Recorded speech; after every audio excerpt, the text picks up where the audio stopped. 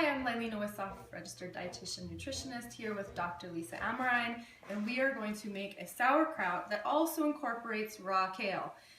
The reason I was inspired to bring this recipe to you today was that my 6-year-old will not eat raw kale. I really want him to eat more raw greens so that he can get the nutrients that are in there without them being cooked out in the heating process. And the only thing I could get him to eat was this recipe, which is, here it is finished. And you can see that it's a beautiful purple color. It's a kraut, and it's got those kale pieces in there. So that's what we're gonna make. Now this does take about a week to make, and that's why I wanted to show you the finished product before we get started.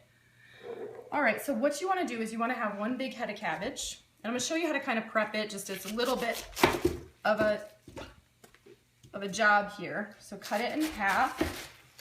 And then you see this hard core right there? We actually wanna cut that out. Okay, because we don't want that to be part of our sauerkraut. It's just too hard. And once we get that out, we're gonna set that aside. We're gonna take that cabbage, and I actually forgot to take out a couple outer leaves, so you wanna do that now. Take out a couple outer leaves. These are gonna cover our kraut really nicely in that crock pot.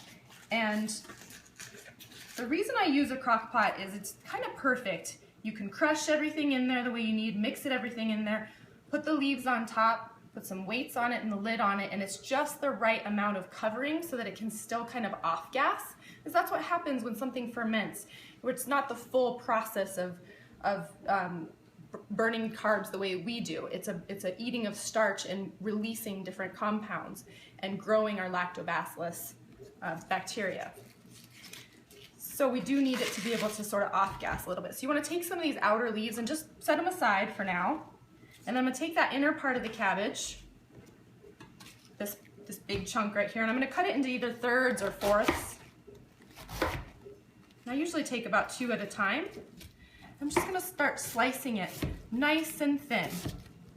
You could do this in a food processor, suppose, if you want to, and you can make kind of a different consistency. You can do a little bit thicker pieces. It's really up to you. I like to make it just kind of that thin. You can kind of see that. Okay, we can cut